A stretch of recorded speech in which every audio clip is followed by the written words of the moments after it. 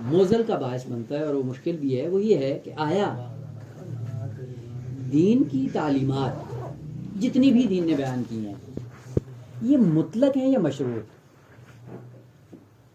یہ پہلے مطلب واضح ہو جائے، اگر یہ ہو گیا اس کے بعد دیکھیں گے کئی ایک دین کی مشکلیں اور گرہیں حل ہو جاتی ہیں انسان کے لیے. خوب دین کی تعلیمات مطلق ہیں یا مشروط، پہلے معنی کر دوں اس کے بعد پھر فیصلہ کریں کہ کیا کرنا ہے. مطلق ہے یا مشروط؟ مطلق کا مطلب یہ ہے کہ دین کی تعلیمات ہیں پراکندہ، اور پراکندہ معلومات پہ جس پہ بھی آپ عمل کر لیں آپ بحث میں چلے جائیں گے یا نہ. کہ دین کی تعلیمات ہیں ایک مجموعہ، اس پورے مجموعے کو جب تک نہیں اپناؤ گے نجات نہیں ملے گی. مثلا خدا نے کہا فروع دین کتنے ہیں؟ 10 ہیں. اصول دین ہیں 5، اب وہ جو موٹی تقسیم ہے. خوب یہ جو فروع دین کی تعلیمات ہیں، آیا یہ ساری تعلیمات بعنوان مطلق ہیں یا مشروط؟ اگر نظریہ یہ ہوا کہ یہ ہے مطلق تو مطلق کا معنی یہ کہ آگا میں صرف نماز پڑھتا رہوں باقی چھوڑ دوں نجات مجھے کافی ہے. اور ایک کہتا ہے میں پٹکا کٹکی کر لوں زنجیر زنی کر لوں بس میں تو اور بعد میں ساری یہ کرتے رہیں. یہ سب راستے ہیں مثلا یہ آسن. ابھی سوال یہ ہے کہ آیا واقعا دین اس طرح ہے کہ ہر تعلیم دینی مستقل ہے اپنے نتیجے میں، یا نہ مشروط ہے کہ ہر عمل دوسرے سے وابستہ ہے اور وہ عمل پلٹ کر پہلے سے وابستہ ہے. سب سے بڑی مشکل دین فہمی میں یہ آگا. جو لوگ یہ اوراد اذکار اور فلاں فلاں کے پیچھے پڑھتے ہیں ان کی مین مشکل یہ ہے کہ انہوں نے دین کی تعلیمات کو مطلق سمجھا ہوا ہے اور کیا کہتے ہیں کہ آگا یہ کام کر لو اتنی مقدار میں کر لو تو یہ چیز تمہیں مل جائے گی. وہ بیچارہ کرتا ہے اور اتنی مقدار میں ہوتا ہے آخر میں ملتی نہیں ہے. اب پھر وہ کیا کرتا ہے ایسا ایسا پھر دین سے دور ہونا شروع ہو جاتا ہے یا نہیں یہ واقعیت؟ اور آج کل دیکھیں ممبروں سے جو جس دین کی ترویج ہوتی ہے وہ یہی ہے، یعنی ایک چیز پہ فوکس کر کے اور پھر نتیجہ بھی یقینی دیتے ہیں. یہ کر لو میرا گریبان پکڑ لینا، یہ کر لو میں فلاں کر لو. تم کون ہوتے ہو یار؟ اب آئے خدا سے پوچھیں دین کس نے بنایا؟ خدا نہیں بنایا نا. خدا نے کہا نماز پڑھو، خدا نے کہا روزہ رکھو، خدا نے کہا حج کرو سارا. آپ جا کر دیکھیں قرآن کی تعلیمات کیسی ہیں. یا ایھا الذین آمنوا کتب علیکم الصیام کما کتب علی الذین من قبلکم. آگے کیا ہے؟ لعلکم تتقون. وہ بھائی جو دین بنا رہا ہے وہ کہہ رہا ہے لعل، شاید یہ کام کرو تو شاید تم یہاں تک آ جاؤ. گارنٹی دے دے. اور یہ گارنٹی دے رہا ہے. مجھے نہیں سمجھ آتی کہ اس کی بات مانے یا خدا کی بات مانے بندہ. وہ سوال یہ کہ پھر خدا نے لعل کیوں کہا ہے؟ کیونکہ جس کو دین کا درد ہے اور جس کو پتہ ہے کہ اس دین کے سائے میں انسان جائے گا نجات پائے گا، وہ نجات کئی چیزوں پر مشتمل ہے. فقط اس کے اندر روزہ نہیں ہے، فقط نماز نہیں ہے. یہ سب مل کر جب ایک جگہ پہ ہوں گے پھر یقینی ہے کہ آپ کو نجات ملے گی. یہ معذرت کی یہ جو خدا کی طرف نسبت اصلاح اللہ کی اس عنوان سے مثلا شاید کے معنی میں شاید کے معنی نہیں یعنی بات مکمل نہیں ہے میں نے. اچھا معذرت. ہاں یہ شاید خدا کے لیے نہیں، خدا کو پتہ یا نہیں پتہ ہے. یہ شاید انسان کی مشکل ہے کہ تو اگر فقط روزہ رکھ لے گا پہنچ جائے گا. شاید میں کیا ہے؟ امکان ہے. امکان کا مطلب یعنی اگر باقی شرائط پورے ہوئے تو وہاں پہنچ جائے گا، اگر باقی شرائط پورے نہ ہوئے تو پھر کیا ہوگا؟ نہیں پہنچے گا. اس لیے اللہ کا ہے. بس مشکل بشر کی عابد کی ہے نہ خدا کی. لہذا آپ کیا کہتے ہیں؟ میں اپنی مثال دوں اس سے ہٹ کے. آپ کیا کہتے ہیں کہ آگا اس راستے پہ چلے جاؤ یقیناً حرم پہنچ جاؤ گے. یقیناً پہنچ جاؤ گے یا کہو گے شاید؟ کیوں؟ بیچ میں ممکن ہے کوئی معنی آئے، معنی کی وجہ سے رک جاؤ. تو پھر آپ اگر کہیں گے یقیناً پہنچ جائیں، وہ آدمی کہے جی میں چلتا گیا آگے تو گلی بند تھی، آپ نے کیسے کہہ دیا یقین ہے؟ بس یہاں پہ آپ کی عقل مندی کا تقاضا یہ ہے کہ آگا اس راستے پہ چلو، اگر موانع نہ ہوئے اور اس قسم کے مسائل پیش نہ آئے تو پہنچ جاؤ گے. دیکھ لینی ہے آسان. یا تو اتنی آپ کے پاس ہو بصیرت کیا وہ دے. سب سے بڑی مشکل دین فہمی میں یہ ہے کہ ان لوگوں نے بیچاروں نے دین کو مطلق سمجھا ہوا ہے. کہ ایک کا دوسرے کے ساتھ کوئی ربط نہیں ہے. اب قرآن کو دیکھیں, قرآن کے لیے خداوند عالم کے لیے شاید کا اصلاً شائبہ ہی نہیں ہے, لیکن بار بار قرآن یہ کہہ رہا ہے. یہیں سے پتہ چلتا ہے اللہ کا تعلق بشر سے ہے نا کہ خدا سے, کہ ممکن ہے یہ کرو اور دوسری چیز نہ کرو. بس دین کو جب دیکھنا ہے تو پورے دین کو دیکھیں, اور وہ ساری شرائط پوری کریں گے تو کیا ہوگا, وہ علت ناقصہ کے سارے اجزاء جب مکمل ہوں گے نتیجہ ملے گا. تو آپ نے کہا کہ آغا اگر صرف دودھ و چائے بن جائے گی, آپ کیا کہیں گے؟ شاید کہیں گے نا, شاید کیا مطلب, یعنی اگر باقی اجزاء ہوئے تو, اگر نہیں ہوئے تو, لہٰذا شاید دونوں کو شامل ہے. شاید بن جائے شاید نہ بنے. خوب پوچھیں گے کیسے بنے گی, آپ جواب دیں گے یہ اجزاء ہوں گے, پھر یقیناً بن جائے گی. بس خداوند عالم نے جو دین بنایا ہے یا بیان کیا ہے معصومین کی زبان پہ, وہ بھی یہی ہے. مثلا معصومین نے فرمایا یہ دعا پڑھو یہ ہو جائے گا, یقیناً ہو جائے گا. معصوم نے کبھی یوں نہیں کہا ہے. اسی لیے معصوم نے سب سے پہلے شرائط ذکر کی ہیں کہ اس دعا کے لیے یہ شرائط ہیں, ان سب کو ایک وقت میں پورا کرو تو نتیجہ مل جائے گا. ہم بعض کو اپناتے ہیں, بعض کو چھوڑ دیتے ہیں, اور بعد میں کہتے ہیں کہ اثر نہیں ہوا ہے. کیوں نہیں ہوا؟ پھر کہتے ہیں جی یہ راوی نے کیا ہے یا فلاں کیا ہے یا معصوم سے نہیں. نہ, اصل دین کی تعلیمات بصورت مشروط ہے, اور بصورت مشروط کا مطلب یہ ہے کہ پورا مجموعہ یہ مل کر ایک اثر کے لیے علت تامہ بنتا ہے. اور اس پورے مجموعے کو اپنانے کی ضرورت ہے. اس کے بعد دیکھو یقین نتیجہ ملتا ہے یا نہیں ملتا, یقیناً ملتا ہے. وہ سارے شرائط پورے ہوں, چینی بھی ہو, پتی بھی ہو, دودھ بھی ہو, تب جا کے چائے بنتی ہے, اور بنانے والا بھی ہو, آگ بھی ہو, گیس بھی ہو, سب کچھ ہو. ہیٹر ہو. بس یہ سارے جب ہوں, اور اس کے بعد آپ جا کے دیکھیں آدمی بخیل بھی نہ ہو, سب کچھ پڑا ہوا ہے, کبھی نہیں بنے گی. بس اس کا مطلب ہے یہ جو تعداد میں بتاتے ہیں, اور آج کل یہ انہوں نے دین کی روح کو مسک کیا ہوا ہے, وہ یہی ہے. آج کل دین اذکاری بنا ہوا ہے, ممبر پہ جاتے ہیں بس یہ کر لو تو یہ مل جائے گا, کرتے ہیں بیچاروں کو ملتا نہیں ہے. اب پھر آہستہ آہستہ دین سے دور ہو جاتے ہیں. لہذا پہلے یہ کام کرو کہ آقا دین کو بنیاد سے جا کے سمجھو, اور جب دین کو بنیاد سے سمجھو گے پھر کوئی مشکل نہیں ہوگی آپ کے لیے. مشکل ہمیشہ دین فہمی میں ہے. اسی لیے میں طاہری نے بار بار جس چیز پہ زور دیا ہے وہ یہ کہا ہے کہ آقا دین فہمی, دین فہمی, دین فہمی. کیوں؟ امیر المومنین کہتے ہیں کہ احمق دوست سے عقل مند دشمن بہتر ہے. کیوں؟ اس کے اندر شعور تو ہے نا. وہ احمق کے اندر محبت ہے لیکن معرفت نہیں ہے. صرف دوستی تو معیار نہیں ہے نا. حماقت کے ساتھ 2 قدم چلنا انسان کے لیے مشکل ساز ہو جاتا ہے.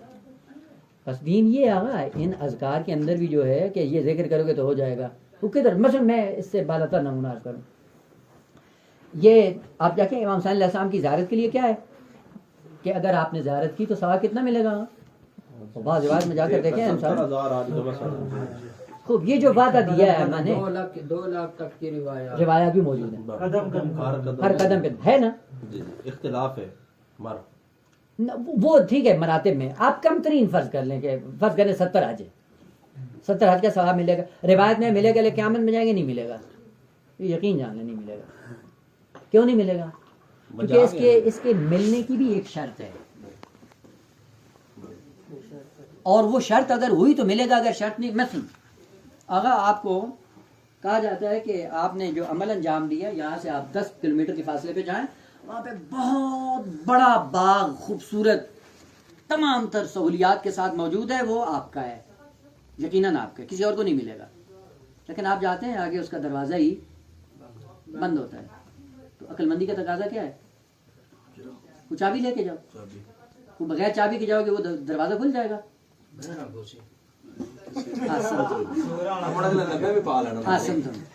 دیکھیں ہے آپ کے لیے, لیکن آپ کو کیوں نہیں مل رہا ہے؟ چابی نہیں ہے. اسی لیے ایک چیز حتماً ذہن میں رکھیں, جتنے بھی مستحبات پر وعدے دیے گئے ہیں یہ 100% آپ کے لیے ہیں, لیکن آپ کو ملیں گے نہیں جب تک آپ کے واجبات مکمل نہیں ہوئے. واجبات دین کی چابی ہیں. بلے لا قربت بالنوافل اذا اضرت بالفرائض. دین یہ تسمیاں پڑھتے رہو, ذکر کرتے رہو, فلاں کرتے رہو, فلاں کرتے رہو, جب تک واجبات پورے نہیں ہوئے وہ قطعاً نہیں ملے گا. اب اس کا مطلب یہ نہیں کہ خدا کے اندر بخل ہے, نہ قانون ہے خدا ہے, اور قانون خدا میں کیا ہے کہ علت اور معلول کے سائے میں، سبب اور مسبب کے سائے میں ملے گا. البتہ بعض اسباب ایسے ہیں جن کو آپ جانتے ہو اور بعض اسباب ایسے ہیں جن کو آپ، لیکن ہوگا نظام اسباب اور مسببات کا. بس وہ سبب لے کے جاؤ جس سبب کے سائے میں آپ کو اندر جانا ہے، اندر جائیں گے سب کچھ آپ کے لیے. یہاں پہ بس سوال ہو سکتا ہے اگر خود جناب حر کی جو بات ہے، بھلے ظاہر خود مسئلہ امام حسین علیہ السلام کا بھی راستہ روکا ہے، ٹھیک ہے واجبات تھے اپنے ان کے مقام پہ، لیکن بلاخر ایک ماں نے بھی ایجاد کیا، پھر اس کی وجہ سے مشکلات ہوئیں تو ایک توبہ کی اور اس کے بعد جو ہے نا وہ، اور یہ قرآنی عرض کیا تھا کہ توبہ ہر شے بے حسبے، اور توبہ اگر توبہ نسوح ہو، اور اس میں بہت قرآن خوبصورت اور اتنا زیبا ہے کہ انسان اشش کرتا ہے. دیکھیں خدا کیا کہتا ہے، آپ کے سوال سے بات لمبی ہو جائے گی لیکن مسئلہ نہیں ہے. خدا کیا کہتا ہے، من یعمل مثقال ذرۃ خیرا ومن یعمل مثقال ذرۃ شرا. مطلق ہے یا مشروط؟ گلاں تو جب مشہور ہے جڑی ہن گلاں ساری کردے پہ مشہور ہے. خوب سوال یہ قرآن نے فیصلہ کیا کہ من یعمل مثقال ذرۃ شرا یا خیرا ہے یا نہیں؟ قانون دائمی ہے، مطلق ہے، قطعاً مطلق نہیں. مثلا فرض کریں میں نے کی نیکی، دیکھیں دو اور دو چار کی طرح ہے. ہر قانون پہ نگاہ ہے قرآن کے.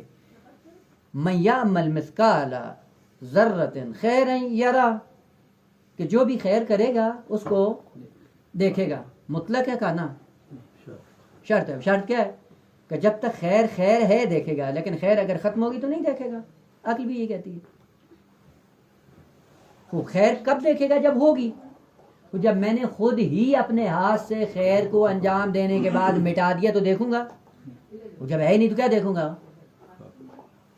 بس یہاں پہ بھی مطلق نہیں ہے، یہاں پہ بھی مشروط ہے. اور وہ کیسے؟ بس میں نے نماز پڑھی، روزہ رکھا، کار خیر کیا اور بیٹھ کے میں نے کسی برادر کی غیبت کی. غیبت کرنے کے نتیجے میں کیا ہوا ہے؟ اب یہ چٹ جب چٹ ہوگی تو کیا دیکھے گا؟ بس یہاں پہ بھی یہ آیت کیا کہہ رہی ہے؟ ابھی اسی سے فیصلہ نہیں کرنا ہے اپنے اعمال کا اور اپنے دین کا. یہاں پہ بھی مطلق نہیں، یہاں پہ بھی مشروط ہے کہ ہر حسنے کے بعد آپ کا عکس العمل کیا ہے، یا ہر برائی کے بعد آپ کا عکس العمل کیا ہے. خب میں نے بہت سے گناہ کیے، دیکھوں گا آتمن کا، اگر ہوگا تو دیکھوں گا، اگر نہیں ہوگا تو نہیں دیکھوں گا. پھر توبہ کس لیے رکھی؟ کا توبہ اسی شر کو مٹانے کے لیے رکھی ہے. ہو گیا نا؟ گناہ کیا، توبہ ہوئی اور توبہ قبول ہوگی. توبہ قبول ہوگی، شر ہے باقی. اب وہ تو نیکی میں تبدیل ہو جاتا ہے. پس نہ رہا نا. پس یہ نہ کہو کہ اگر شر کیا ہے تو پھر قاعدہ کلی ہے کہ حتمن نہیں آگا. یہ سارے کے سارے دین کے، ہاں آسن تم، یہ سارے مسائل دینی میں صورت مشروط ہیں. نہ خیر ابھی اسی نقطے پہ لے کے جانا تھا، وہ ذہنی الجھن ختم ہو جائے نا. یہ پہلا قانون کیا کہ جو کیا ہے اس کو تم دیکھو گے. اب وہ کیا کیا ہے؟ کہا نہیں یہ بھی مطلق نہیں، مشروط ہے. دوسرا قانون خدا کہتا ہے من جاء بالحسنۃ فلہ عشر امثالها. وہ کیا ہے؟ حسنہ کیا کیا؟ ایک ملے گا 10. لیکن وہی آپ کی ادبیات کیا بتاتی ہے کہ حسنہ انجام دینا کافی نہیں ہے، ساتھ لانا ہے. اس لیے قیامت کے دن جب پوچھا جائے گا تو یہ پوچھا جائے گا کیا لائے ہو، یہ نہیں پوچھا جائے گا کیا کیا تھا، کیا پڑھا تھا. واضح ہے نا؟ ہو من جاء بالحسنۃ، جو حسنہ لے کر آئے گا وہاں پہ 10 گناہ ہو جائے گا. یہ جو 10 گناہ ہیں یہ بھی مطلق ہے یا مشروط؟ آقا یہ سارا پورا دین مشروط ہے، کہیں پہ بھی خداوند عالم نے مطلق بات نہیں کی ہے. خوب یہ دوسرا اثر ہے کہ ایک کے بدلے میں 10. اور عجیب من جاء بالسیئۃ فلا یجزی الا مثلھا. یہ لطف خدا ہے، یہ اس کا کرم ہے کہ اگر گناہ اٹھا کے آ رہے ہو، اپنے کندھے پہ گناہ رکھ کے لا رہے ہو تو وہ کتنا ہوگا؟ کہ وہ ایک کا ایک ہی ہے، وہ نہیں ہوگا. البتہ یہ کم ترین اور عجیب خوبصورتی ہے خداوند عالم کی قرآن کی. گناہوں کی جب بات آئی تو وہاں پہ بھی قدر متیقن ذکر کی، اور جب خیرات کی بات آئی وہاں بھی قدر متیقن بات کی ہے. کیا کہا کہ تم اگر حسنہ لے کر آ جاؤ گے، قدر متیقن یہ ہے کہ حتماً 10 گناہ دیں گے، انحصار نہیں ہے، زیادہ بھی ہو سکتی ہے، زیادہ ہو سکتی ہے. اور ادھر سے بھی قدر متیقن ذکر کی کہ اگر من جاء بالسیئۃ فلا یجزی الا مثلھا، اس سے زیادہ عذاب نہیں ہے، گھاٹ شاید ہو احسنتم. اللہ. کیا خوبصورتی ہے واقعا قرآن کی کہ سیاحت کی دنیا میں تم لے آؤ، حد اکثر کیا ہوگا کہ اتنی مقدار میں تمہیں سزا دیں گے، اس سے زیادہ قطعاً نہیں ہے. کم بھی ہو سکتی ہے، بھلے ممکن ہے. یہیں سے پتہ چلا کام کس طرح سے معلوم کہ نہیں دوں سیاح بھی لے کے آؤ، وہاں پہ آ کے مٹا دوں. اب یہ اگلا نقطہ تھا. اس لیے کیا یعنی اگر جو نفی ہو رہی ہے اس سے جی یہ جو ہے مثلا پہلے لا کے ساتھ نفی، پھر اللہ کے ذریعے، پھر اس کی وہی اس بات قدر متیقن کیا ہے کہ فلا یجزا الا مثلا، اگر سزا دینی ہے تو سزا اس کے برابر ہوگی، اس سے زیادہ نہیں ہوگی. یہ قدر متیقن ہے. اور نفی بھی اسی کی ہے، اس بات بھی اسی کا ہے کہ اس سے زیادہ نہیں ہوگا، قطعاً نہیں ہوگا. بل درست ہے، رحمت خدا کا تقاضا ہے. یہ ایک دوسرا قانون.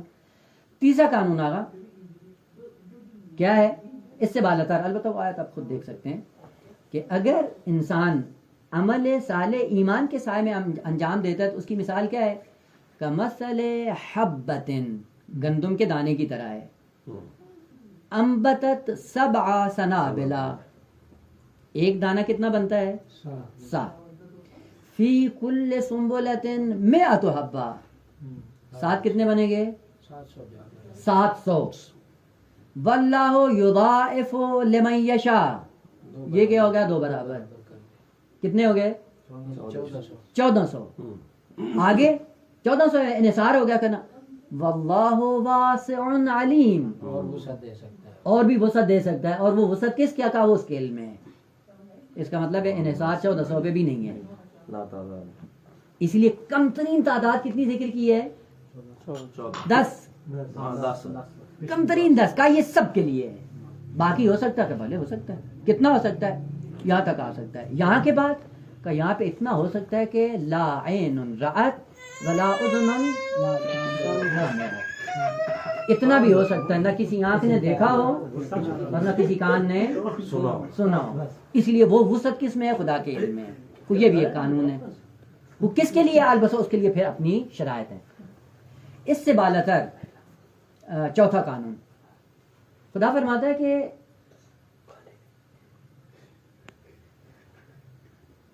ان تجتنبوا کبائر ما تنہون عنہ، شرط یعنی ایک شرط اپنے اندر ایجاد کر لو. وہ کیا ہے؟ اجتناب کرو. کس سے؟ کبائر سے. تو کیا کریں گے ہم؟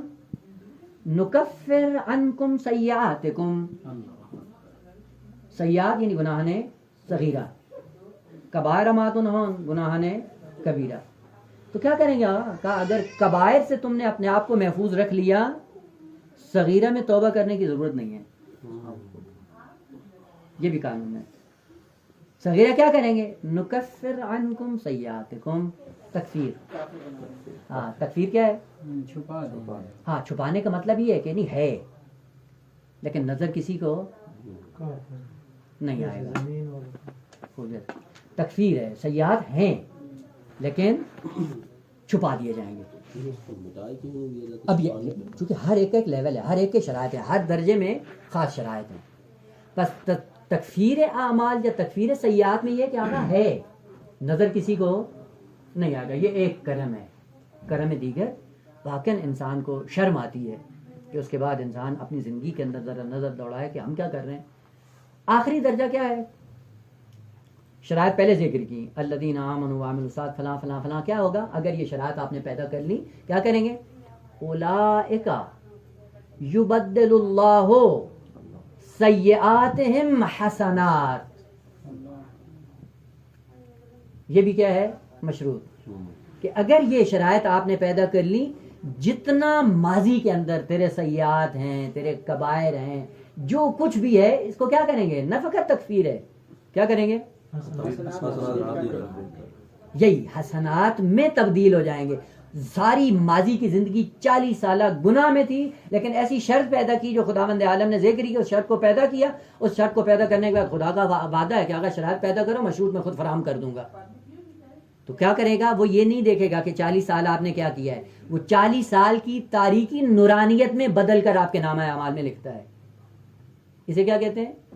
آپ جب پڑھتے ہیں دعاؤں میں یا مبدل السیئات بالحسنات، بدل سیئات بالحسنات، تو اس کا یہی مطلب ہے. اسے آخری درجے پہ اور کی مشکل یہ تھی جو اس نے حل کی ہے. ایک توبہ کی، 2 توبہ نصوح کی، تیسرا اس مرتبے پہ آپ پہنچا ہے کہ خداوند عالم نے ان سیئات کو حسنات میں تبدیل کیا، اور یہی وجہ ہے کہ اس کو مقام امام حسین علیہ السلام نصیب ہوا ہے. بس یہ رجا اور امید کی آخری کرن ہے انسان کی، کہ یہ نہ سوچے کہ میں نے یہ کیا تھا. لیکن معذرت قبلہ اب خود جناب اور کا یہ فرمانا کہ اگر میں حسین کے گھوڑے کی لگام میں ہاتھ نہ ڈالتا تو حسین قاتل تک نہ پہنچتا. بھلے درست ہے، درست، اس میں کوئی شک اثر نہیں. وضی تو ہو رہا ہے نا. اثر وضی کس کا ہو رہا ہے؟ حقوق الناس کا یا حقوق اللہ کا؟ ظاہر یہاں تو حقوق الناس کا ہو رہا ہے. بس بات ختم ہو گئی، بات ختم ہو گئی. اس لیے خداوند عالم نے کہا حقوق الناس میں جب تک، تو پھر بس بات ختم ہو گیا. مولانا نے فرمایا کہ خدا یہی چاہتا ہے کہ میں مسئلہ بھلے بھلے ہو جاؤں یہاں پھر پہ. تو یہ وہ جابر ہو جائے گا قبلہ. کون سی جاب ہے؟ یہاں پہ اجبار ہو جائے گا. یعنی آغا اجبار کہاں سے؟ ادھر عمر سعد بھی سوچ رہا ہے اور ادھر یہ بھی سوچ رہا ہے، اور یہ بھی سپہ سالار ہے 4000 کے لشکر کا، اور وہ بھی 4000 کے لشکر سے سپہ سالار ہے، لیکن پوری سپہ سالاری حسین کی خدمت کے لیے سب کو چھوڑ کے آنکھیں بند کر کے آ جاتا ہے. مطلب اسی حال میں رہتا پھر تو ٹھیک بھلے. بس کیا اپنے آپ. یہاں پہ یہ جو آپ نے توبہ نصوح کی بات کی، شاید ایک عالم بیان کر رہے تھے، خود 3 شاید اسباب تھے بھلے. جن کی وجہ سے جناب اور کی جو ہے نا یہ نجات ہے. ایک تو یہ تھا کہ جب مولانا محمد صلی اللہ علیہ وسلم نے کہا نا کہ ادب بی بی پاک کا ایک ادب تھا، پھر دوسرا ادب جو کیا ہے نا وہ خود نماز کا ہے. بھلے. کہ جب جماعت مولا کروا رہے تھے، مولانا نے فرمایا جاؤ اب اس کی اپنی فوج میں نہ کہا مولا جب آپ پڑھا رہے تھے، کہا کہ یہ 2 جو کام تھے نا شاید یہ بھی مؤثر ہے. ہم یہ نہیں کہتے کہ علت تام ہے، یقیناً مؤثر ہے آغا، اس میں کوئی شک نہیں ہے کہ یہ تاثیر اس کی اپنی جگہ پہ ہے، لیکن آغا مقتضیات اپنی جگہ پہ ہوتے ہیں، لیکن ارادہ آخری انسان کا ہوتا ہے. سارے مقتضیات پڑے ہوئے ہیں اور آپ کا ارادہ نہیں، کام ہو جائے گا. بس اس کا مطلب ہے وہ جو علت اخیر اور جز اخیر ہے وہ آپ کا ارادہ ہے. اس ارادے کے سائے میں یہ سارے اجزاء جو ایک فعل کے وجود ہونے میں مؤثر ہیں سارے کے سارے موجود ہیں، لیکن میرا ارادہ نہیں ہے، وہ کبھی فعل موقت نہیں ہوگا. پانی بھی ہے، وقت بھی ہے، صحت بھی ہے، سارا کچھ ہے، لیکن میں اٹھ کے وضو نہیں کرتا ہوں، نماز نہیں پڑھتا ہوں. تو یہ کیا کریں گے؟ اسباب سارے موجود ہیں لیکن سب کے سب بے اثر ہیں. آخر میں کیا کہا؟ اسی لیے عقل کا فیصلہ بعنوان ارادہ یہی انسان کے لیے کیا ہے؟ علت اخیر، اور جز اخیر ہے، علت تامہ ہے. جب تک وہ موقت نہیں ہوتا نہ ثواب ہے نہ عقاب ہے، کچھ بھی نہیں ہے. بس یہ آخری درجہ جو قرآن نے ذکر کیا ہے وہ یہی تھا، اور جناب حر کے لیے یہی آخری درجہ موقع ہوا ہے. واللہ وہ ساری زندگی عاطل و باطل تھی. اسی عاطل و باطل کو خداوند عالم نے کیا کہا؟ جو کہا کہ میں ایسی ذات ہوں کہ یہ سارا میں کر سکتا ہوں، لیکن مقتضی تم اپنے اندر ایجاد کرو. اگر مقتضی ایجاد کر لیا ہے اس کے بعد آ جاؤ، میں سارا نظام بدل دوں گا. جیسا کہ امام رضا علیہ السلام نے کیا ہے. واقعات تو ہم پڑھتے ہیں. آئے نشاپور سے گئے مرو، لیکن جب نشاپور سے جانے لگے تو وہاں پہ ہے نا حدیث میں ہے کہ وہ ایک حدیث ہے، وہ بھی سے پہلے ایک وہ تھا نائی، اس نے آ کے خط کیا اور امام نے کہا کہ آؤ میں تمہیں صلاح دیتا ہوں. تو سارا ماجرا سنا ہے. وہ پتھر اٹھا کے دیا، یہ پتھر اٹھا کے دیا امام نے، اسی کو اٹھا کے جب پھینکا تو سونا ہو گیا. تو یہ کیا ہوا ہے تو مٹی نا، مٹی کیسے سونا بنی ہے؟ کہا 10 کیمیا چاہیے. اگر وہ 10 کیمیا کے اندر مٹی آ جائے بدل جاتی ہے. خداوند عالم کا مجھ سے بڑھ کر کون کیمیا گر ہے؟ گناہگار آئے لیکن آئے ان شرائط کے تحت. اس کے بعد پھر جا کر دیکھو کہ کیسے بدلتا ہے. واقعاً ایسے ہی ہے. بس خدا کی رحمت اگر اس طرح سے انسان کو پتہ ہو، اس کے بعد آگا پورا دین انسان کے لیے آسان ہے، سمجھ میں آتا ہے. لیکن عجیب بات یہ ہے کہ خداوند عالم نے بھی کہا ہے کہ جہاں تک میرا دائرہ ہے میں سری اور رضا ہوں، لیکن جہاں تک حقوق الناس کا دائرہ ہے وہاں پہ میں بھی مداخلت نہیں کرتا ہوں.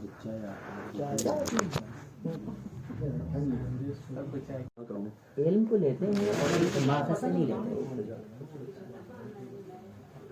اگر علم کو ماخذ سے لیں تو گمراہی نہیں ہوتی. 2 علم کو لیتے ہیں بغیر شرائط کے لیتے ہیں، اس لیے گمراہی آتی ہے. اگر علم لیں شرائط کے ساتھ لیں پھر مشکل نہیں. دیکھیں بلب ہے، آپ کو روشن کرنا ہے، وہ اس کا ایک اصول ہے، ضابطہ ہے. وہ کیا ہے کہ آپ نے بجلی سے اس کو جلانا ہے. وہ بجلی کی تاروں کی شرائط کیا ہوں؟ ننگی ہوں، ہاتھ لگائیں پھر وہ جلے گا. وہ ہاتھ لگائیں ننگا پھر دیکھیں کہ جلتا ہے. آپ جل جانا ہے. علم کی بھی یہی مشکل ہے. جو شرط ہے وہ کیا تھی؟ علم اس وقت پاکیزہ ہوتا ہے جب ظرف پاکیزہ ہو. ہم ظرف پاکیزہ کیے بغیر علم کو ڈالتے ہیں. کفار و مشرکین ان کا ظرف پاک تو نہیں تھا، لیکن تو کیا کیا پیغمبر کی صحبت میں آئے ہیں، کچھ سیکھا ہے، تو اس کا مطلب شرط وہی ہے، شرط پاکیزگی ہے. اب وہ آئے ہیں جو بھی کیا ہے، صاحب ہوا تو پھر اس کے بعد یعنی قانون اپنی جگہ پہ ہے. وہ پاکیزگی ہوگی تو اثر دکھائے گا، اگر نہیں ہوگی تو نہیں ہوگا. کافر کوئی بھی کافر حضرت سلمان فارسی کتنے ادیان چینج کر کے آئے ہوگی. قانون وہی ہے، قانون خدا کا نہیں. بلن تجد لسنت اللہ تبدیلا. اصلا ذرہ برابر قانون خدا نہیں بدلتا. جب خدا نے کہا کہ آقا اس قرآن کو میں نے پاک ظرف میں رکھنا ہے، اگر پاک ظرف میں گیا تو یہ شفا اور رحمت بنے گا، اگر آلودہ ظرف میں گیا تو پھر کیا ہوگا؟ بلا یزید الظالمین الا خسارہ. ہم علم پڑھتے ہیں بغیر شرط کے، اور شرط کیا ہے کہ پہلے پاکیزہ بنو، تربیت کرو، اپنی تربیت کرنے کے بعد جا کے کرو. وہ ادھر سے علم بھی پڑھتے ہیں، ادھر سے ہماری گناہوں کی محفلیں بھی اسی طرح جمی ہوتی ہیں. اس کا نتیجہ پھر یہی ہوتا ہے. بھائی آپ جا کر دیکھ لیں جنہوں نے شرائط کے ساتھ علم حاصل کیا، کہیں چراغ ہیں پوری رہتی دنیا. مثلا ابھی اس وقت کتنے ایسے علماء ہیں جو دنیا سے جا چکے ہیں، آپ ان کے لیے دعائیں خیر کرتے ہیں یا نہیں کرتے ہیں؟ کیوں کرتے ہیں؟ محسن نقوی صاحب کو دیکھ کیوں کرتے ہیں؟ وہ بالکل لوگوں کے لیے بھی یہی خدا کا وعدہ ہے کہ آقا علم میں نے پاکیزہ ظرف کے لیے بنایا ہے. چلے گئے علماء، آپ بیٹھ کے ان کے لیے دعائیں کرتے ہیں. خدا آپ ان کو نہ دیکھا ہے، نہ جانتے ہیں، نہ کوئی صحبت ہے، کچھ بھی نہیں. رہنے والا خداوند عالم نے ان کی محبت آپ کی دل میں ڈال کے آپ کی زبان سے ان کے لیے دعائیں نکلوانا شروع کر دی. تو ہم بھی ان کی طرح ہوں کل، شاید جنہوں نے ہمیں نہ دیکھا ہو ہمارے لیے بھی کوئی ایسی دعا کریں. بس قانون اپنی جگہ پہ آ اللہ کرے. انشاءاللہ کہ ایسے ہی ہونی ہے قبلہ صاحب چاہ پی لیں گے. نہیں بتوائی بھی اس روش کے مبتکر نہیں ہے، موجد نہیں ہے. روش ائمہ طاہرین نے دی ہے، اور وہ کیا ہے؟ تفسیر قرآن بالقرآن، یفسر بعضہ بعضا. یہ روش ہے قرآن کی. اسی لیے عجیب ہے امیر المومنین کا قرآن کے بارے میں جو پورا خطبہ ہے، اس میں امیر المومنین کیا فرماتے ہیں کہ قرآن ہے صامت. فاستنطقوہ، فاستنطقوہ باب استفعال طلب کا معنی دیتا ہے، طلب نطق کا. اس کو نطق میں لاؤ کہ یہ تمہارے ساتھ بات کرے. کیا بات ہے. اور یہ معصوم کا فرمانا ہے. اسی لیے آپ جا کر دیکھیں، ایک آیت پڑھتا ہے آدمی، کیا ہوتا ہے اگر اسی میں ہی منحصر ہو جائے تو آگے نہیں سمجھ آتی. لیکن اسی آیت کو دوسری کے ساتھ ملا کر دیکھیں، بالکل پورا معنی اور مطلب واضح ہو جاتا ہے. اگرچہ اس روش میں علامہ طباطبائی واقعی بہت موفق ہیں، لیکن روش یہ ائمہ نے دی ہے. آپ بھی انشاءاللہ اسی پیرائے میں آ کر جب بھی کوئی ہو، ایک کام یہ کریں کہ وہیں پہ بیٹھ کے جو اس سے مربوط آیات ہیں یا حفظ کر لیں یا دیکھ لیں. اگر وہ نہیں ہے، آج کل تو سافٹ ویئر اتنے ہیں، ٹک کریں تو سامنے ساری آیات آ جاتی ہیں. اس کے بعد دیکھیے آگا پورا قانون آپ کو میسر سمجھ بھی آ جاتا ہے، مشکل بھی نہیں ہوتی ہے. اب فقط ہم مثقال ذرت کو دیکھتے رہیں تو پھر کہیں کہ جی قانون و دین یہاں سے بنا لیں، نہیں ہوتا ہے. یہ ساری آیات قانون کے ضائع میں پڑھ کے دیکھیں، اور اس کے بعد یہ ہوگا کہ آگا عجب یہاں سے چلا دین، اور یہاں سے ہوا، یہاں ہوا ان شرائط کے ساتھ. لہٰذا یہ ذکری مولویوں سے تھوڑا سا پرہیز کریں، یا وردی مولویوں سے کہ یہ کر لو تو یہ ہو جائے گا، یہ کر لو تو یہ ہو جائے گا. کرتے ہیں لیکن ہوتا نہیں، خود ان کی زندگی میں نہیں ہوتا ہے. اور بدبخت جو دوسروں کو کہہ رہا ہے کہ یہ ذکر پڑھ لے تو تمہیں اگلے سال گھر مل جائے گا، تو لوگوں کے جیب پہ کیوں تیری نظر ہے؟ تو خود کیوں نہیں یہ کر لیتا؟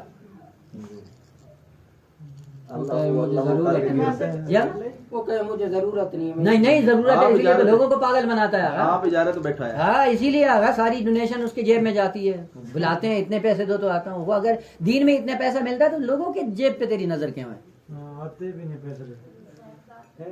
ویسے مؤثر نہیں ہوتی مثلا خود زیارت عاشورہ یہ 100 مرتبہ پڑھیں، یا نماز ہے بیٹا اسی لیے عرض کیا تھا کہ یہ دعائیں کیا ہیں؟ ان اعمال کے سائے میں قابل قبول ہیں.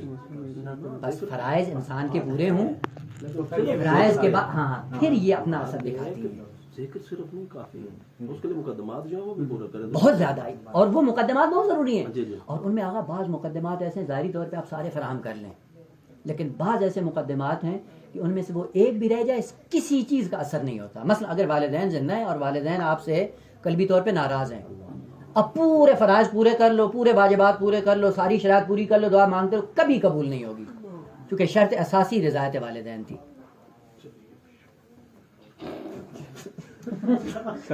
چلیے پیچھے مان جو نہ دینا آگے کیا ہے نا آنکھیں نہیں دینا تو میں کیڑے وضو نہ پڑے. نہیں ہے آقا بہت زیادہ ہے اس میں. جتنے بھی اعلیٰ انسان ہے عرفا بزرگان کی سیرت میں مطالعہ کرتا ہے تو اس میں واجبات اور جو شریعت ہے وہ اجاگر ہے اور اس کو وہ زیادہ زور دیتے ہیں. مثلا نماز اول وقت ہے, مثلا روزہ ہے اور باقی واجبات. اسی لیے آقا بہجت کی سب سے بڑی کرامت یہ تھی, جو بھی جاتا تھا آقا بہجت کے پاس اور جا کر وہ ذکر و ورد مانگتے تھے کہ یہ کرو یہ کرو, سب کو آقا بہجت ایک ہی بات کرتے تھے, کہتے عزیز من فقط 2 تقاربکم باقی اجنے میں خاط خود ازامت بیدی. کیا کروں کہ ہیچ وقت واجب را ترک نہ کن و ہیچ وقت دنبال حرام نہ رو, ہمیں بس ہے دیگه نمیخواد تو نماز شب بکنی. اگر ہم اپنی زندگی میں جا کر دیکھیں تو آگا کیا ہے ہمارا نماز شب کی پابندی مصابہ ہے بھائی, اور ادھر سے واجبات اور محرمات کی تمیز ہی نہیں. آسن دیکھیں دین بڑا خوبصورت ہے لیکن دین کو اگر دین کے منبع اور ماخذ سے لیں واقعاً کوئی مشکل نہیں ہے, بالکل سیدھا صراط. کہا خدا نے کہا یہ صراط ہے اور صراط بھی مستقیم ہے. جب صراط مستقیم ہے تو کج فکر کے پلے کدھر پڑے گی, آپ مستقیم ہو جاؤ, دین سارا سیدھا ہے, کوئی مشکل نہیں ہے. انشاءاللہ جب قرآن میں کام کریں اسی تناظر میں کریں, کلیدی نقطہ جو ہے یہی ہے کہ آگا ایک آیت دیکھیں اس سے ملتی جلتی ہیں بہت زیادہ دیکھیں اور پھر فوراً آپ کو نتیجہ مل جائے گا. دیکھیں ابھی ایک چھوٹی سی یاد, قل ان کان للرحمن ولد فانا اول العابدین. قل اے رسول کہہ دو ان کان للرحمن ولد فانا اول العابدین. کیا ترجمہ ہے؟ میں اس کو پہلے انکار کرتا. اگر رحمان کا ولد ہو تو کیا ہوگا؟ اس کے انکار کرنا ہوتا ہے. سب سے پہلے انکار کر. خوب وجہ نے ترجمے کیے کہ سب سے پہلے عبادت گزار میں ہوتا. ہاں یہ اس مفہوم سے جا کے معنی ملتا ہے نا, یعنی میں عبادت پہلا عبادت گزار ہوتا, یعنی مراد یہ تیرا عبادت گار اور اس کا منکر ہوتا. نہیں عابد خود عابد کا معنی جو ہے عابد میں 2 معنی ہیں. قل بات ہو رہی خدا کی کہ قل ان کان للرحمن ولد, اگر خدا کا بیٹا ہوتا تو پھر میں کیا کرتا. وہ سب نے ترجمہ کیا کہ سب سے پہلے عبادت گزار اس بیٹے کا میں ہوتا کیونکہ تیرا بیٹا ہے. اب دیکھیں ایک چیز ذہن میں پڑی ہوئی ہے تو اس آیت کو دوسری کے ساتھ ملا کر دیکھیں. وما ينبغي للرحمن ان يتخذ ولدا. یہ ما ينبغي کیا ہے؟ ما ينبغي للرحمن ان يتخذ ولدا. اس کے لیے سزاوار نہیں ہے. کیا مطلب؟ یعنی شائستہ نہیں ہے اس کے لیے کہ بھئی ہم یہ قرار دیں اس کے لیے کوئی بیٹا ہو. یہ لا ينبغي یا ينبغي قرآن کی اصطلاح ہے. اگر ہم علمی اصطلاح میں اس کو دیکھنا چاہتے یہ کیا ہے؟ نہ فعل نہیں, وہ تو واضح ہے. اگر سر کی بات نہیں کر رہا. احسن امکان و امتناع و وجوب. لا ينبغي امتناع کے مترادف ہے علمی اعتبار سے. آپ اس کو اگر منطق میں دیکھنا چاہیں یہ کون سا قضیہ ہے؟ کیونکہ ایک قضیہ ہے ضروریہ, ایک ہے ممکنہ, ایک ہے دائمہ, اور ایک کیا ہے قضیہ سلبیہ جس کو آپ امتناعیہ بھی کہتے ہیں. ہاں بس لا ينبغي وہی امتناعیہ ہے, وہ آپ کو اس زبان میں یعنی ممتنع ہے ذات رحمان کے لیے اتخاذ ولد. اتخاذ ولد ممتنع ہے اس کے لیے. یعنی آپ یہ کہیں کہ یہ موضوع ہے اور یہ معمول ہے, دونوں کا درست تصور کر لیں. یہ اصل کیا ہے؟ آپس میں تناد رکھتے ہیں, تعاند ہے ان کے اندر, قابل جمع. یعنی رحمان اور ولد اس کو آپس میں جوڑ کر دیکھیں کیا ہوگا. کہ یہ کبھی بھی قابل جمع نہیں ہے. وہ جب رحمان کا صحیح تصور ہو, ولد کا بھی صحیح تصور ہو کیا ہے حکم بدیہی اور ضروری عقل کی طرف سے یہی لگتا ہے کہ آگا یہ دونوں قابل جمع نہیں ہے. وہ بس دوسری یاد کری کہ آگا یہ امکان ہی نہیں ہے. وہ امکان کو آپ نے فرض بنا دیا. مفروضے تو ہو سکتے ہیں نا, شریک باری بھی فرض کیا جا سکتا ہے. مفروضہ آپ نے یہ بنا لیا کہ اگر رحمان کے لیے ولد ہو کہ جو ممتنع ہے تو پھر آپ کا عکس العمل کیا ہوگا؟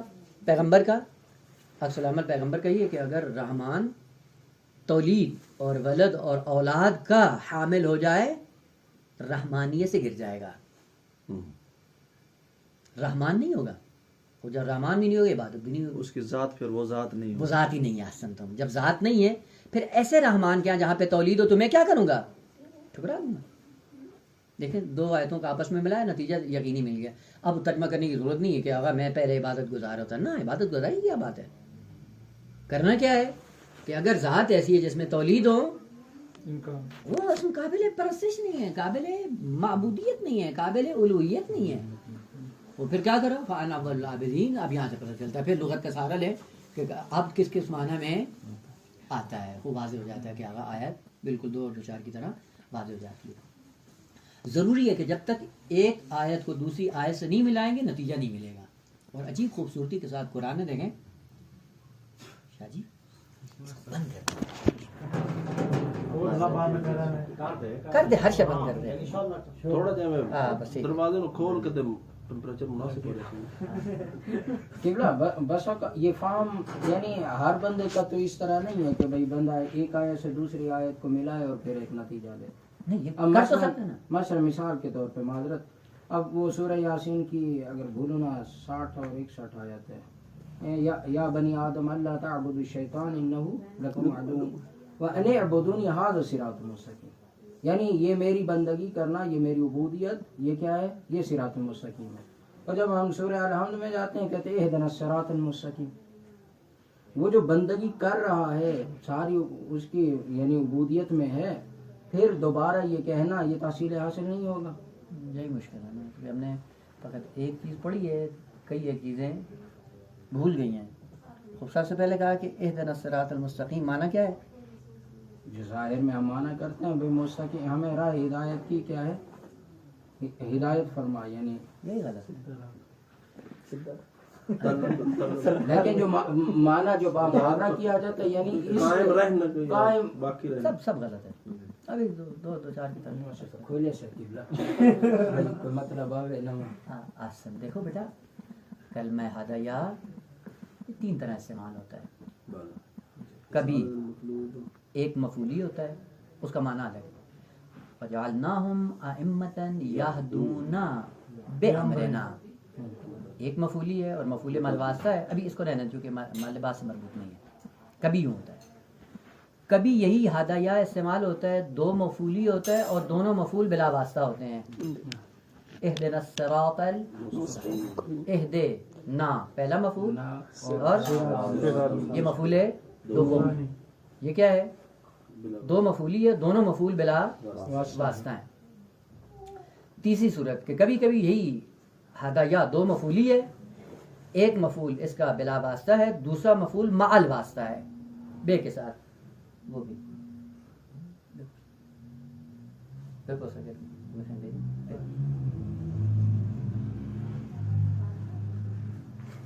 دیکھ لو بیٹا. ہاں کر لو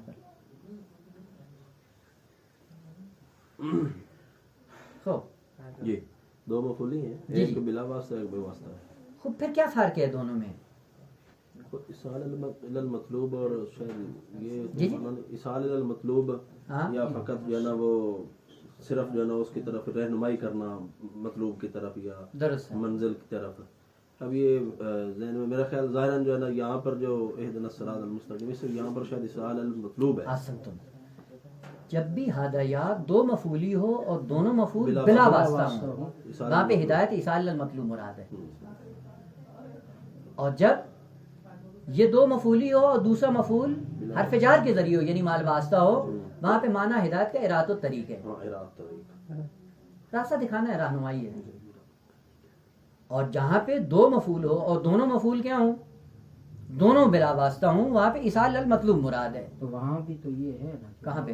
عبدونی یہ نہیں ہو گیا اور ہادا یا کی بات بھائی جان ہاں ٹھیک ہے ہاں وہاں پہ اشکال نہیں ہو جاتا ہے کبھی کبھی کبھی پیپر بھی کھا گیا. بس یہاں پہ کیا ہے؟ جہاں پہ 2 مفعولی ہو بغیر واسطے ہو وہاں پہ اصال المطلوب ہے. وہ سورہ حمد میں ادب کیا ہے؟ آگا سورہ حمد کا ادب یہی ہے جو بندے کو سکھایا جا رہا ہے کہ جب یہ سارے مراحل تو طے کر کے آ گیا ہے الحمد سے لے کے اہدنا تک جو آیا ہے تو اس کا مطلب ہے کہ معرفت لے کے آیا ہے. بازو پکڑ کے پہنچا دے. آسن. اب ہاں اہدنا کیا مانگ رہے ہو؟ یہ ہے یہاں پہ کہا جاتا ہے ہادی مانگ رہے ہو لسان ہدایت میں، اللہ امام مانگ رہے ہو. کمال ہے. کیا بات ہے. عیسیٰ مطلوب ہے نا. عیسیٰ مطلوب کون کرے گا؟ فجعلناہم ائمۃ یہدون بامرنا لما صبروا وکانوا بآیاتنا یوقنون. یہ ان کا وظیفہ ہے، وہ لے کے جائیں گے. تو بس آپ حمد کے اندر کیا مانگ رہے ہوتے ہو؟ امام. امام مانگ رہے ہیں، اس امام سے منسلک کر کے جو مجھے آپ تک لے کے آ سکے. اس لیے کہ یہ دو مفعولی ہے اور خدا کو اتنا پتہ تھا کہ اس کو کس طرح سے استعمال کرنا ہے. واضح؟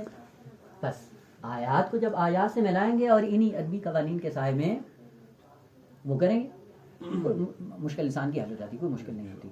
اور جہاں پہ یہ ایک مفعول مستقیم اور دوسرا حرف جار کے ذریعے ہو وہاں پہ اراد الطریق ہے. راستہ مانگتے ہیں، راستہ مانگنے میں ممکن ہے ہدایت ملے، ممکن ہے نہ ملے. وہ بس اہدنا الصراط المستقیم الہ العالمین پہنچا دے ہمیں، یہ مانگ رہے ہیں. ہدایت نہ ملے شاید ہو سکتا ہے یہ بندے کی طرف سے کمی ہے نا. وہ ایک الگ مسئلہ ہے، لیکن یہاں پہ جو جس مطلب کے صدد میں خدا اس کو مانگ رہے جو مانگ رہے ہیں وہ پتہ چلے کہ میں کیا مانگ رہا ہوں. بس یہ نہیں ہے کہ ابھی راستہ ہے، راستہ نہیں مانگنا ہے، میں اپنے مقصود کو مانگ رہا ہوں. اور مقصود بغیر امام کے ممکن نہیں ہے، چونکہ وہ قانون یہ ہے کہ آپ کسی کی ہدایت کے بغیر کہیں جا نہیں سکتے ہیں. اور اس لیے آ کر دو اور چار کی تو پتہ چل جاتا ہے. بات یہ تو ضمناً تھی، بات کر کیا رہے تھے وہ ذہن سے نکل گیا. یہ تو ضمناً آغا کا تو مشروط کی کامل ہو گئی. تفسیر قرآن سے قرآن کی وہ بلے خوب. ابھی چلیں بات آ گئی یہاں پہ چھوٹا سا ایک اور نقطہ عرض کر دوں کہ بعد میں کہیں پھنس نہ جائیں، کیونکہ ایک چیز یاد کرتے ہیں دوسری بھول جاتی ہے، پھر مشکل ہو جاتی ہے کہ کیا کریں. دوسری بات کیا ہے کہ آپ نے کہا ہے کہ جب بھی ہذا یا دو مفعولی ہو اور بغیر واسطے کے ہو تو کیا ہوتا ہے؟ خوب. قرآن کیا کہتا ہے؟ انا ہدیناہ السبیل اما شاکرا و اما دو مفعولی ہے نا، مال واسطہ بھی نہیں ہے. عیسیٰ مطلوب ہے یا نہیں ہے؟ خوب اگر عیسیٰ مطلوب ہے تو بھی شاکر اور کافر کیسے ہو گئے؟ اختیار بھی نہیں، دو چیزیں ہیں نا. عرض یہ کہ اگر عیسیٰ مطلوب ہو گیا ہے تو پھر شکر ہی شکر ہو یا کفر ہی کفر ہو. یہ دو چیزیں کیا ہیں؟ یہ اما شاکر و اما کفور یہ بتاتا ہے یہاں پہ اراد و طریق ہے یا عیسیٰ مطلوب ہے. یہ ہونا تو اشار کیونکہ اما شاکر ہے، یا یہ کہ انسان شکر گزار ہوگا یا پھر کفران نہیں. تو اس سے پتہ چلتا ہے کہ یہاں پہ ہدایت سے مراد کیا؟ راستہ دکھانا ہے، مقصود تک. پھر وہ پہلے والی بات کا تو نقض ہو جائے گا. اس لیے یہ ہے وہی وہ مطلوب ہے. اس راستے کو قبول کرے یا اب امام کا کوئی یعنی قبول کرے یا امام کو ٹھکرا دے. یہ دیکھیں بیٹا، جب عیسیٰ مطلوب ہوتا ہے، جب منزل پہ آدمی پہنچ جاتا ہے اپنے مقصود میں، تو پھر تو گمراہی کا تصور نہیں ہوتا ہے نا. وہ راستے کے بعد جب آپ نے راستہ چلتے چلتے چلتے منزل مقصود کو پا لیا، پہنچ گیا نا، اب گمراہی کا کیا تصور ہے بھائی؟ یہیں سے انہوں نے کہا یہ قاعدہ ادبی درست نہیں ہے کہ جب بھی حاضر یا دو مفعولی ہو حتماً عیسیٰ مطلوب ہوتا ہے، بلکہ کبھی کبھی کبھی کبھی ہوتا ہے. غالباً یعنی اس کلی قاعدے کو توڑنے کے لیے یہ آیت پیش کی ہے. تو اب کیا کریں؟ ٹوٹ گیا تھا جی. پھر طریق ہی ہے جی. قانون اپنی جگہ یعنی کبھی یہ ہو سکتا ہے کبھی وہ ہو سکتا اصلاً کوئی معنی میں کوئی وہ نہیں بیٹا، نہیں. قانون اپنی جگہ پہ مسلم ہے. خلط کہاں پہ ہوا ہے؟ خلط خود عیسیٰ مطلوب میں ہوا ہے. قاعدہ یہ ہے کہ جب بھی ہذا یا استعمال ہوگا دو مفعولی ہوگا حتماً مقصود تک پہنچائے گا. لیکن یہ کس نے کہا کہ مقصود سے مراد جنت ہے یا مقصود سے مراد خدا ہے یا مقصود سے مراد کیا ہے؟ مقصود تم فاسق، مطلوب تم بتاؤ گے. جس قسم کا مطلوب ہوگا خدا وہاں پہ پہنچا دے گا. شکر گزاری والا ہوگا، کچھ بھی ہو سکتا ہے. کفر والا. تو یہاں پہ انا ہدیناہ السبیل، ہم نے راستے پہ پہنچایا ہے اس کو. اگر ہم نہیں پہنچاتے تو یہ نہیں آتا. پہنچایا ہم نے ہے، اور مطلوب یہاں پہ فقط اس کو راستے پہ پہنچانا تھا اور پہنچا دیا ہے. بس مطلوب خلط نہیں ہو کہ مطلوب کیا ہے ایک نہیں ہے. کبھی عیسیٰ المطلوب میں کیا ہے؟ منزل ہے جہاں تک جانا ہے. کبھی یہ ہے، یہ مطلوب ہے اور اس مطلوب تک پہنچایا جائے گا. ایصال المطلوب ہی ہے، لیکن مطلوب کیا ہے؟ مطلوب خود سبیل ہے. بس یہی سے پتہ چلتا ہے کہ دوسرا مطلوب کیا ہے. مطلوب یہی ہے، مطلوب سبیل ہے، مطلوب کبھی صراط ہے، مطلوب کبھی دین ہے، مطلوب کبھی قرب الہی. تم مصادیق فرق کرتے ہیں، قانون اپنی جگہ پہ مسلم ہے. اس سبیل کے ذریعے سے بعض صراط پہ پہنچ جاتے ہیں، آسن تم اور بعض نہیں پہنچتے ہیں. لیکن سبیل بھی کس نے رکھا ہے؟ اس لیے خدا کہتا ہے فَأَلْهَمَهَا فُجُورَهَا وَتَقْوَاهَا. سبیل کو میں نے تیری ذات کے اندر رکھ دیا ہے، میں نے تمہیں پہنچایا ہے وہاں پہ. ممکن ہی نہیں ہے کہ میں نہ پہنچاؤں، اور ممکن ہی نہیں ہے کہ میں نہ پہنچاؤں اور تو پہنچ جائے. لہٰذا مجھے خود تیرا ہاتھ پکڑ کے یہاں پہ لانا پڑا ہے. اور عجیب بات چاشنی عربی کی یہاں پہ دیکھیں، اور جب ترجمہ بھی کرتے ہیں تو غلط کرتے ہیں. کیا کہتے ہیں؟ ایک تو اراد و طریق منع کرتے ہیں کہ ہم نے دو راہیں دکھا دیں، اور خدا کہتا ہے انا ہدیناہ السبیل، ایک راستہ ہے، دو نہیں ہے. اگر وہ ہوتا انا ہدیناہ السبیلین پھر تو بات درست ہی آ. وہ پھر کیوں کہتے دو راستے دکھائے ہم نے؟ پھر ایک قرآن میں لفظ سبل بھی تو آیا ہے، سبل وہ اپنی جگہ پہ ہے، کیونکہ وہ اس سے خلط نہیں ہوگا. ہے میرے ذہن میں وہاں جانے کی ضرورت نہیں. میں اپنا وہ اس کے لیے دیکھیں من جاہد فینا لنہدینہم سبلنا ہے، کلمہ ہے. سورہ مائدہ آیت نمبر بلے بلے درست ہے، بلے. خود کیوں سبیل کا ہے؟ اگر یہ دوسرا لطف ہے خداوند عالم کا، یہ دوسرا لطف ہے خداوند عالم کا کہ خدا نے آپ کو سبیل پہ رکھا ہے، سبیلین پہ نہیں رکھا ہے. بالکل. یعنی تمہاری ذات کے لیے ایک راستہ ہے جو تمہاری فطرت کے ساتھ سازگار ہے، اور جو تمہاری فطرت کے سازگار ہے میں نے وہیں لا کے آپ کو چھوڑ دیا ہے. فطرت میں گڑبڑ کریں گے تو وہ دوسرا راستہ چلا جائے گا. دوسرا چل. لیکن میں نے فطرت کے ساتھ کیا رکھا ہے؟ آپ کے ساتھ خیر ہی رکھی ہے، حسنہ ہی رکھا ہے، عدالت ہی رکھی ہے، حسن خلق ہی رکھا ہے. ساری چیزیں آپ کی فطرت کے ساتھ یہ چیزیں ہیں جو سازگار ہیں. جھوٹ آپ کی فطرت کے ساتھ سازگار نہیں ہے. ظلم، تہمت، غیبت، نافرمانی، یہ تیری ذات کے ساتھ اصل اس کا دور دور تک کا کوئی واسطہ نہیں ہے. اب عقلی طور پہ دیکھیں، جو ترجمہ یہ کرتے ہیں کہ ہم نے انسان کو کہاں پہ لا کھڑا کر دیا ہے؟ دو راہیں پہ.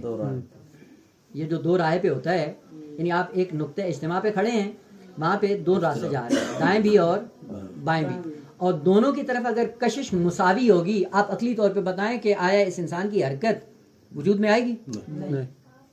یہاں پہ کیوں نہیں آئے گی؟ دونوں طرف سے کشش مساوی ہے، اور ایک راستے کی طرف بڑھے وہ ترجیح بلا. یہاں پر وہ کہتے ہیں شاید اختیار انسان کو بتانا چاہتے ہیں. غلط ہے آگا. اختیار کا مثلا جب ایک رستے پر لائی کھڑا کر دیا تو پھر یہاں پر اختیار انسان ختم ہو جائے گا. سوال بیٹا، بھوک لگتی ہے نا؟ بھوک لگتی ہے نا؟ خود یہ بھوک جو لگ رہی ہے یہ بار بار نہ کچھ چلی. یہ جو کشش رکھی خدا نے، بھوک اور عدم بھوک مساوی ہے؟ ایک غالب ہے. اب غالب ہے وہ اسی کی طرف انسان کی حرکت ہوتی ہے. اس غالب کو تامین کرنے میں راستے دو ہیں. بھلا بھوک آپ کہہ سکتے ہیں مجھے بھوک لگی بھی ہے، نہیں بھی لگی ہے، کہہ سکتے ہیں جی. بس اوقات ہوں اس وقت کچھ بھی نہیں کرتے ہیں آپ، اس لیے آپ کی حرکت بھی نہیں ہوتی ہے. ہم بھی یہی کہنا چاہ رہے ہیں کہ جب تک السویہ ہے کوئی حرکت وجود میں نہیں آتی.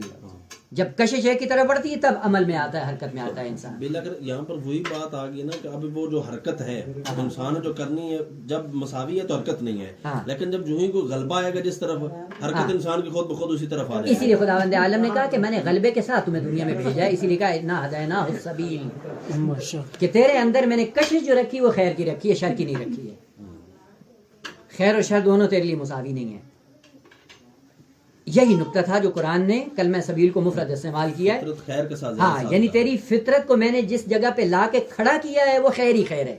اس لیے پہلے شاکر اور اب وہ بعد والی بات ہے کہ چونکہ آپ کی فطرت کو میں نے یہاں پہ رکھا، اس لیے آگا دیکھیں کہ خیر کا عمل انجام دینے کے لیے انسان کو زحمت ہوتی ہے.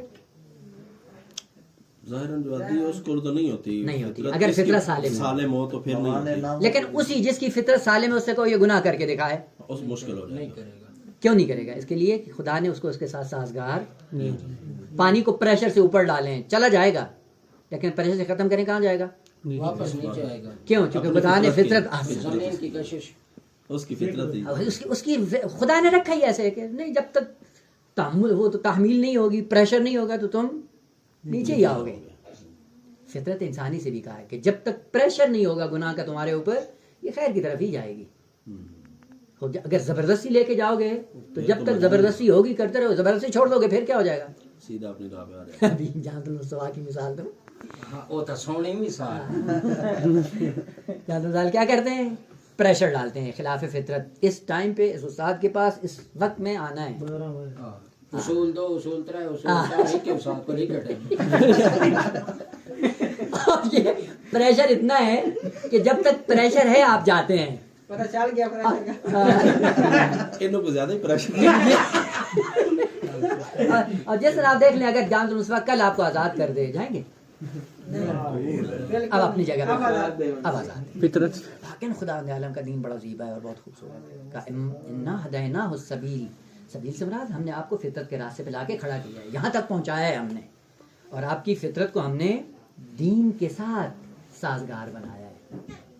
دین سے ہٹ کے آپ کی فطرت اصلاً نہیں چلتی ہے، مگر یہ کہ اس پہ تحمیل کرو، پریشر ڈالو گے تو جب تک ڈالو گے کرتے چھوڑ دو گے پھر ندامت اور پشمانی اور توبہ پھر واپس آ جاؤ گے.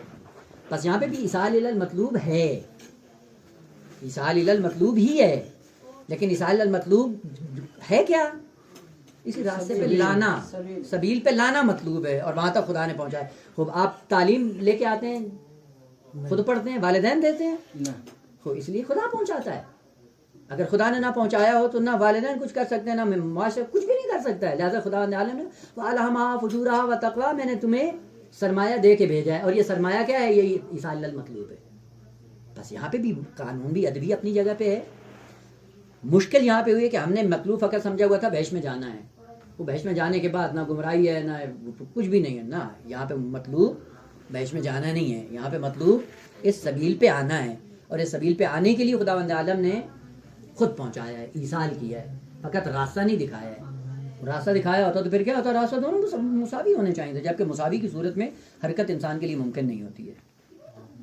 وہ بس یہ ضمنی بات تھی، وہاں سے نکلے اهدنا الصراط المستقیم. وہاں پہ کیا ایصال مطلوب مراد ہے، اور ایصال مطلوب بغیر امام کے ممکن نہیں ہے. لہذا ضمناً اسی ادب کے ساتھ ساتھ آپ کس کا تقاضا کرتے ہو کہ خوب ایسا امام ہو جو امام نور ہو، جو صراط مستقیم پر لے جانے کے قابل ہو، صلاحیت رکھتا ہو، لے جا سکتا ہو. بھلے ٹھیک ہے. وہ جو آپ معذرت آخری سوال اصل میرے ذہن میں چاہے سوال اتنا ٹائم ہے سوال بھی ہو جانا یار. پیپر نہیں دوڑنا پیپر ہی دتا نہیں یار، لیکن قرآن ہے بلا کے مزہ آندے. سوال یہ ہے کہ تساں یہ فرمایا کہ بھائی لفظ سبیل استعمال کیتے، یعنی ایک کو راستہ ہن کوئی کفران نعمت کرے یہ شاکر ہوئے. نہ سبھی وہ بات کا مسئلہ ہے کہ میں نے جس راستے پہ لا کر تمہیں کھڑا کیا ہے وہ راستہ کس کا ہے؟ ایصال المطلوب کا ہے، یعنی دین کا ہے، فطرت کا ہے، فطرت سے ہٹ کے نہیں ہے. اب سوال یہاں پہ جو میں نے آپ کو لا کر کھڑا کیا ہے، آیا بالقوہ ہے یا بالفعل ہے؟ بالفعل راستے پہ جو لا کے کھڑا کیا ہے یہ کیا ہے؟ بالفعل یار. اگر اٹھی آیا کھڑے خدا صرف لا سکتا ہے.